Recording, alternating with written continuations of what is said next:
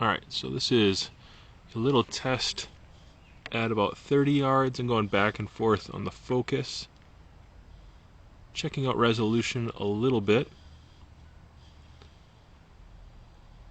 And I believe I can see those impacts just fine on the cardboard to the right.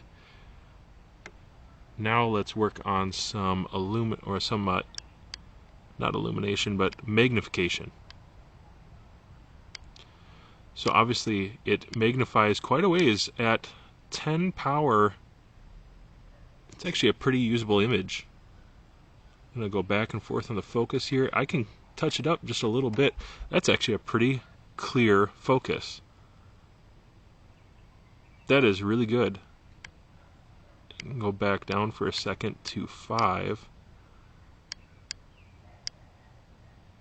And 5 is still very good. So I have my reticle set on a first focal plane setting right now. So for me, as I'm looking at this through the rangefinder, or through the optic rather, it's actually making the image bigger as well as the proportions of the reticle, and then smaller as I zoom back out. And I'm pretty impressed. I think this is a decent image. I could definitely use it. It might be a little bit, a little bit saturated compared to reality.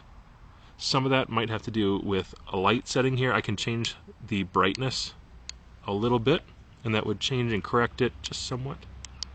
Let's go back in. This is a very easy dial to use on top of the scope. It's fairly intuitive compared to what I thought it would be. It's actually a little bit more natural than you would think. And I'm going to say my ideal range has been right around 6 power. So right around there feels very comfortable, and the reticle in the first focal plane makes a lot of sense. Or I could just switch it over to the second focal plane if that was something that I needed or was more comfortable with. I don't know why you would in a scope like this. First focal plane, it's going to work just fine. Okay, let's go ahead and take some shots here at about 27 yards. I'm going to use my rangefinder and see what this says.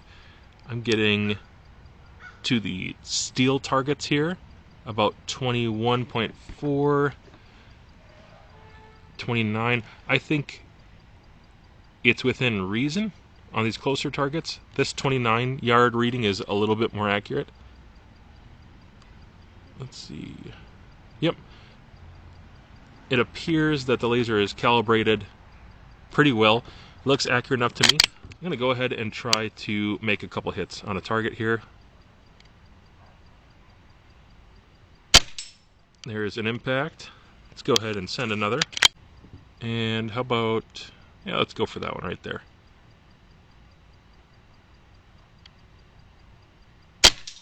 Another impact. It's actually really surprisingly reliable. And I do find that the image is certainly good enough to use, even at 10 power magnification. Enough detail and clarity there. I'm happy with the image. For a digital scope like this, it's doing a good job. Briefly, I'm going to go over some of the components that you're going to get with your night vision daytime compatible optic. It's going to come with caps, so there's one cap, and during the daytime I'm going to be wearing this cap on there because it lets in less light. It helps with the image. And then at nighttime I open up this cap. It swings out of the way from where I have chosen to place the illuminator there, which attaches with a thumb screw, so you can actually remove it. This is finger tight, basically just finger tight on there, and so that's going to swing out of the way. Make sure you're careful about placement of that and always remove it at nighttime. Talking about accessories, you have your rangefinder on here, which is pretty cool. Let me move that out of the way. There's your rangefinder. I find that this works really, really well. And if you want to use the laser, you could use the laser. I choose not to on this particular setup. It's not necessary for me. And we can move to the top. Let's move this around. On the top, you're going to see this is the battery housing. So there's a large rechargeable battery. And actually, that's not the one I want to take off. Batteries in here, but this side one, which, ooh, I got that tight. There we go.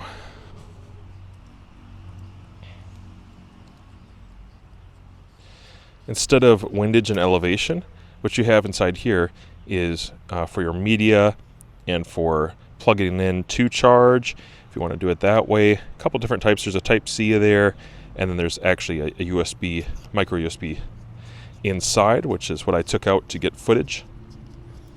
So that thread's on there, and I make sure it's all the way tight because it does sprinkle or get really, really humid like it did today. I want to make sure to keep out the moisture as much as I can. Moving back to this side of the scope, here is a type of diopter. It's like a pretty normal type of diopter you're going to see there. This isn't the kind of scope you could just look through at any time. It does actually have to be on, and that means to hit the power button, which is located right here. That's your power button. And on the top, if I can show you this, there's one more feature. I'm just running through all the features really quickly today, guys. One more feature, you have focus, and it's very, very smooth. Focus wheel does exactly what it's supposed to do, operates very well. On top, this is your control panel for basically everything you want to do once you've hit the power button. So zeroing and increasing magnification or decreasing magnification is going to happen through this dial on top. Very unique idea, but actually it wasn't that hard to get into it and start using that functionally. You have video, picture, which is also the button you're going to hit for record or taking a picture. You have window or picture within a picture, and the types of settings that you're going to have. This is a daytime and nighttime optic, which it works really well with both of them. It clicks on fast, and then it also has a starlight setting, and you can do a playback function or brighten or dull your image as well with these controls. So everything makes sense here. There's not many buttons, but the one you're probably going to use the most is the menu button, which is on top right here. This button and this dial is how you're going to toggle through the menu, and then also select OK or turn on your range finder function. This flashlight does not actuate through any of these buttons. There is a tail switch button on the back, and then actually changing the distance of throw or the tightness of your beam is going to be done by using this illuminator, moving this back and forth. Focus is going to happen up here. So there's a little bit of analog or manual focus built into this, but most of the scope itself is really slick, and it's not that hard to figure out how to use. I actually found myself pretty positively optimistic about this company after seeing the scope and seeing that the feedback that they've taken has produced something that's really pretty functional and not hard to know how to use. The user experience is definitely an improvement over some past iterations. The rings that it came with are the ones I'm using because they have the Picatinny on top, and that allows me to get that illuminator mounted and out of the way of other things that I would use, like the rangefinder or the flip cap. All right, so that image should look pretty rough to you right now because we're not in focus. And so I'm going to go ahead and give the sensor a second to catch up. And I'm going to try to bring that into focus. I guess right about there. That box is at roughly, let's see, you know what? I'm going to have to turn on the ranging feature because I'm not 100% sure how far away that box is.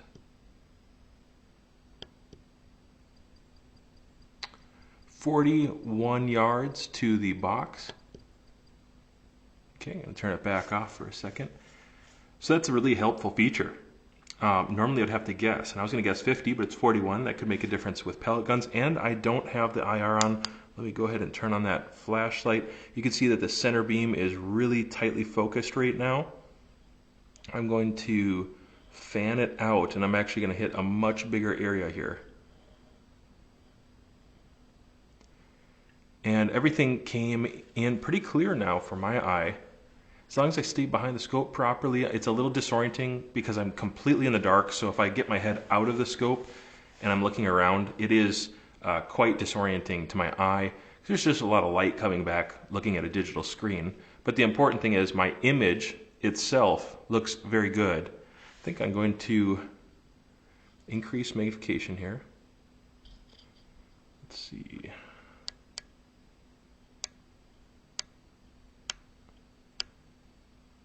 Really, really functional. It's usable. I like the indicators. I like to know if I have cant built into my system accidentally. I like to know what direction I'm facing.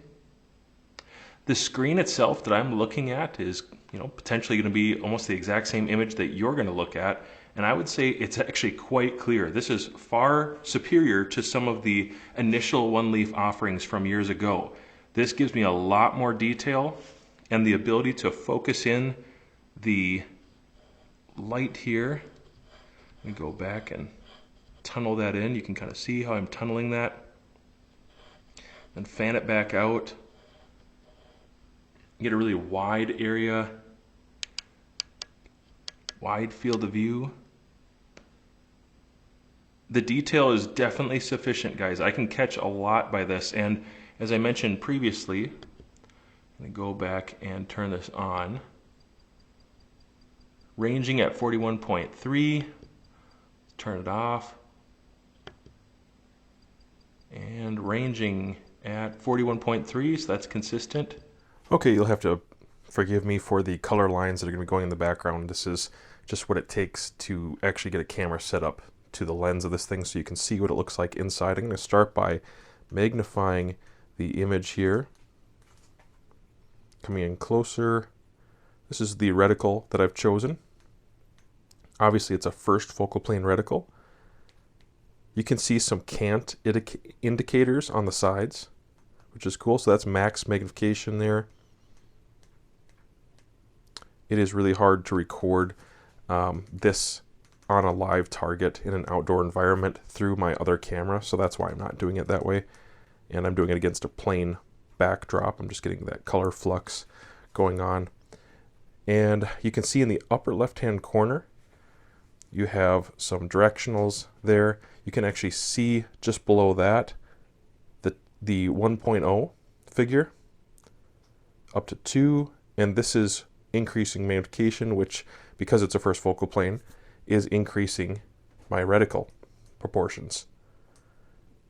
And so the cool thing about this is I have, technically about 40 mils of holdover, which is very interesting. And when I zoom in, I've got a nice, clear, tight reticle that doesn't have blurry lines, and the glass can sustain the image. In my experience, daytime or nighttime has been sufficient. I'm not shooting crazy far with this, but at further distances, I still think you can do it. It's just going to depend on the cast for the illumination a little bit. Now I'm going to work on a feature here. Let me hold this down. And this is your menu. So I held down on the top turret button, the very first one, and you can see in the reticle, as I turn my dial, I can go through shot 0. So if I want to 0 it, I'm going to select that, and it's really, really easy, guys. When I select that, there's actually a white line and a red line there, and then it tells you when you've found what you want to do.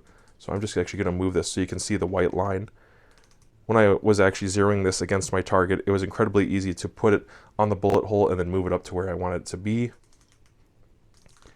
And I'm just navigating that x-axis and y-axis with the same dial. Move it back over and cover that up. And it gives you those directions at the bottom. It talks you through it. You don't have to memorize the zeroing process, which is very important because it is a little tricky to memorize all this on your own. And can't get in front of the image. So it says move the reticle bullet hole while keeping the white reticle on your point of aim. Please press the record button to save that interface. And so that's what I did when I was zeroing. I saved it, and you can see the X coordinate at 670 and the Y coordinate at 442. And then you can just press the record or photo button to save it and exit. And that's what I'm going to do one more time here. Successfully saved. So that's how I would do the zeroing process. Very, very easy. I can move down to reticle color. I could actually change that if I needed to go white, red, green, blue, or black, which is pretty interesting that there's lots of reticle colors that are going to contrast nicely. I think that could work for a lot of people. I'm going to stick on red, and then again it's just giving you the coordinates for that 0, and you could, let me select that, you could actually change to different profiles. And that's an important thing to know.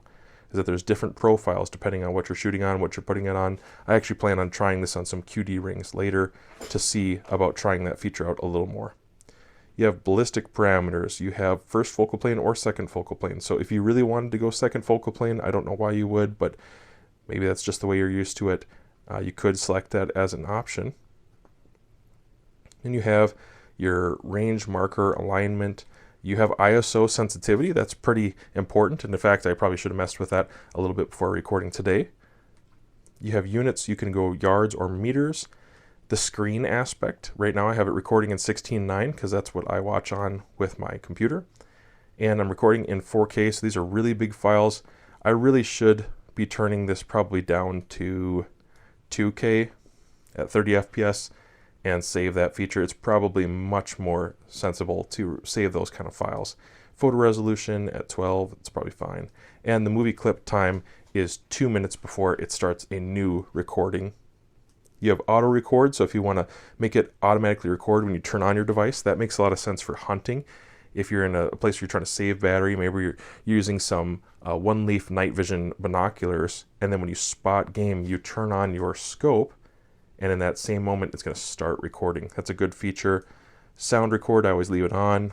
You have your exposure, metering, brightness, contrast, saturation. I did mess around a little bit with saturation just to see what I could do with that, and I think it's a good setting to have on there. And so you can see at the bottom there's your menu as well. Now I'm going to get out of this setting right here, and I just did that by holding down. At the very bottom you can see now I'm recording in 2K, and then you have some indicators on the very bottom that were giving me some battery life and how much brightness I have, and the card as well, like how much space I have on my card. That's an important thing to know about. Briefly, I'm just looking at some trees in the backyard in a complex lighting area. I'm ranging this at 75 yards. I'm going to go ahead and turn that ranging feature off now.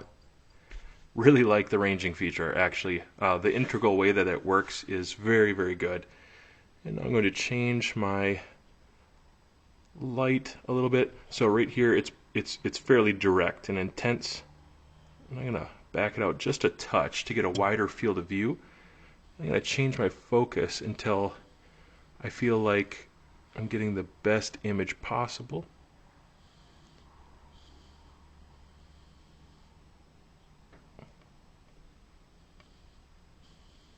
I think it's going to be right in there. Now I'm going to magnify. Okay, there's 1x. Let's go in. And I'll stop on 8 and adjust the focus.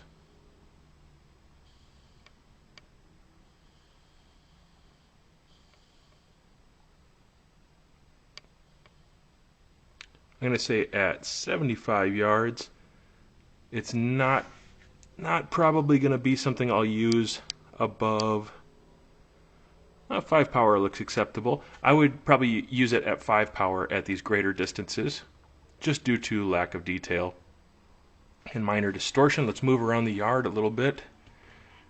And I'm going to move to the next tree. Let's turn on the ranging feature for that tree. Back out.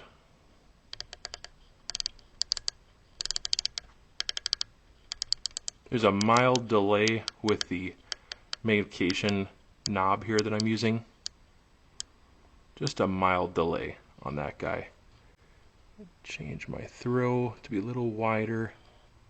Maybe right about there. Let's go ahead and get my range going. 76 yards to that tree, which is also true. The ranging feature does seem to work pretty well. Now, this is a little bit more of a complex environment because I do have things that I'm trying to navigate around. I have a couple things that are in the way. Maybe if I just move this slightly left, it's a little easier. And I have light being cast in various areas in this yard. There's shadows around. It's not a perfectly easy area to operate in with night vision, but this is handling it really well. I'm impressed. Like I said before, this is quite an improvement over the previous products. If you take a look at that angulature device there. You can see when I'm out of angle. I like knowing if my tripod or if my rifle is actually steady or not. And a little further away up to that tower. And it's catching it. It's about 250 yards away. There it is. Well, I'm impressed. That looks like it's working very well. Good job to OneLeaf on getting the features to line up in the software to do what it needs to do. Okay, I'm looking at a silo here. That's definitely a couple hundred yards away. Just playing around a little bit with magnification and focus to see what can happen. Go back to 2 power. You can see where my beam is at. Let's change the beam a little bit. Just a little broader. And I want to go ahead and try to range this and see if I can get an accurate range on that silo. 431, yeah, that's pretty much dang near there, but I am getting a warning that it's a touch out of range. You're going to get that warning at certain distances where it's going to say that might be too far away. But the barn and the silo, yeah, about 430, 431 is going to be accurate. I have ranged that during the daytime as well for my current position. That looks true. Magnification wise, there's 5 power. There's still some detail there, but it just looks cleaner at 4 power and under.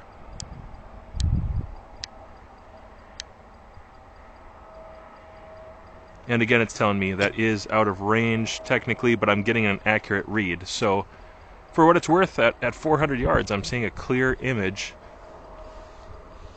And I can spotlight that a little tighter.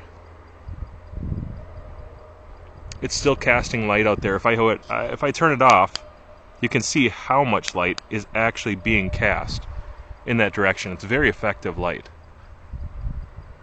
Inexpensive, but very effective, it looks like so far.